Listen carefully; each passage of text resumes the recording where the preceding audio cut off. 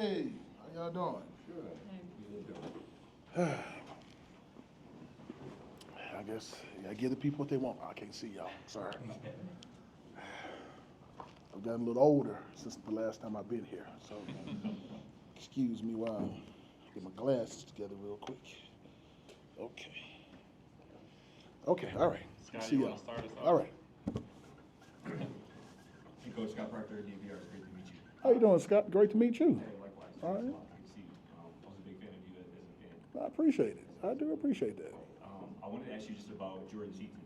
Obviously, he seems to be the leader in that room, even as a young kind of sophomore. What have you kind of seen from him? Just kind of your first impressions, kind of being around him, and what do you kind of see as his potential working under this staff? And Well, what I can tell you is that age does not necessarily determine maturity. He's a very mature young man. He's always asking questions. He wants to improve, and so what is very interesting to me is that he's created this atmosphere of wanting feedback for every single thing he does. Most people thinking of it as attention, but no, he's looking to make sure it's correct. And I have to appreciate that about him, and I enjoy it about him every single day. Jake, go ahead. Hey, Coach, good to meet you. Nice to meet you, sir. You didn't give me your name. Jake Schwanitz, DMV. How you doing, Jake? Good, doing well. Just for you, coming back to this program, what are the differences that you've seen in the time that Coach Prime has been here and, just being back in this building and really taking it in for yourself? Well, the first thing is the indoor. We didn't have one, so that's a major improvement. I'm so happy, that they have an indoor here. The attitude, the approach to being a professional at practice and in your personal life, the way that he tries to motivate the young men to be the best versions of themselves. So it's very important to not only coach the athlete, but develop the man. I think if you develop the man, you'll get way more in return from the athlete. Adam, go ahead. Hi, Coach. Adam Munster, Tiger 24/7 Sports. It's nice to meet you. Nice to meet you, Adam. Kind of building off Jake's question there. Did you ever think you would come back to Boulder? And what is it about this place that makes it special to you? Well, I will tell you, did I think? I did not. I did not think that it was going to happen the way that it happened, but God always has a plan of how he wants to work things out. It's always been a special place for me. It was a school that I chose because it was the right school for me. And it's continued to be the right place for me, even coming back to visiting old teammates and things of that nature. So it's always been a special place for me, and that was because of what they did for me as a young graduate, and making sure that I went through the program and I became the man that I needed to be. Dave, go ahead. David Owen with The Athletic.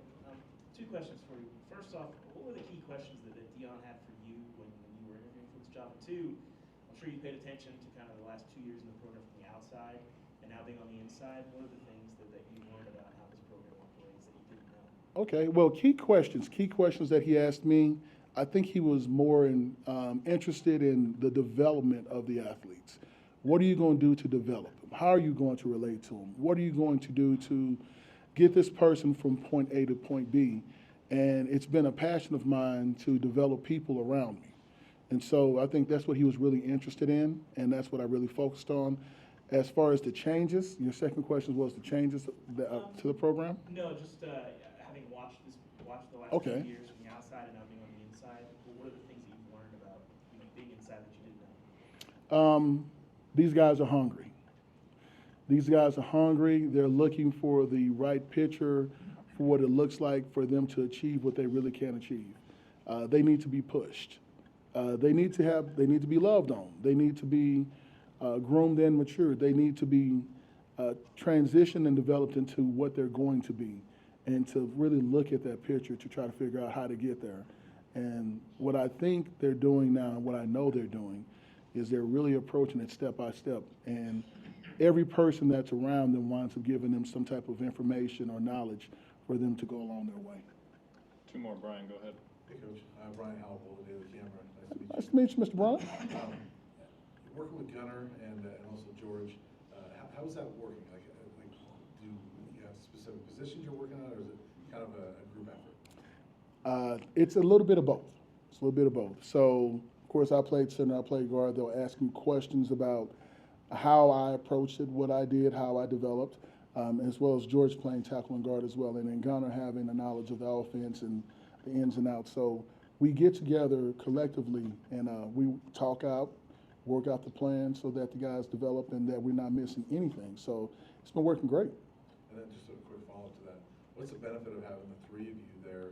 Because it's such a big group, that offensive line group, but having three of you there that can focus on this group. I think what's the big thing about the group, or the big thing about having the three guys in that room, is the fact that each player can find someone to go to get information. We're all saying the same thing, which is the most important factor. But it's hard to have one guy with 16 guys and 16 guys needing to talk to one guy. It's much easier to have three guys in a room that equally get along with each other and want the best thing and want this program to be great. And now these guys can talk to each coach individually, and we can all get on the same page. Last one, Mark, go ahead. Andre, I don't know if you know, but Coach Barnett, this year's going to do his 10th year in the booth broadcasting with us. Really? I'm wondering, can you give us a good Gary Barnett anecdote maybe that he would want any of us to know? I will give you the first Coach Barnett story. There's some private stories that we'll talk about off camera, that we'll get that addressed. One of the great stories from Coach Barnett was that he came in and he talked about RTD, which of course we know is the ride to Denver. So in the team meeting, he asked Doc Crease, like, Doc, what does RTD mean? He said, the ride to Denver. He said, no, return to dominance. He said, oh, but you can ride to Denver too as well. But Coach Barnett was really good about the end of the week before we got ready for the game, bringing certain guys in a room, the team room, and we would visualize our success of what we were going to do the next day. The first time he did, we thought he was crazy. Like, why are we sitting in a room with a candle burning, and what is this dude asking us to do? Like, we feel like this is something wrong.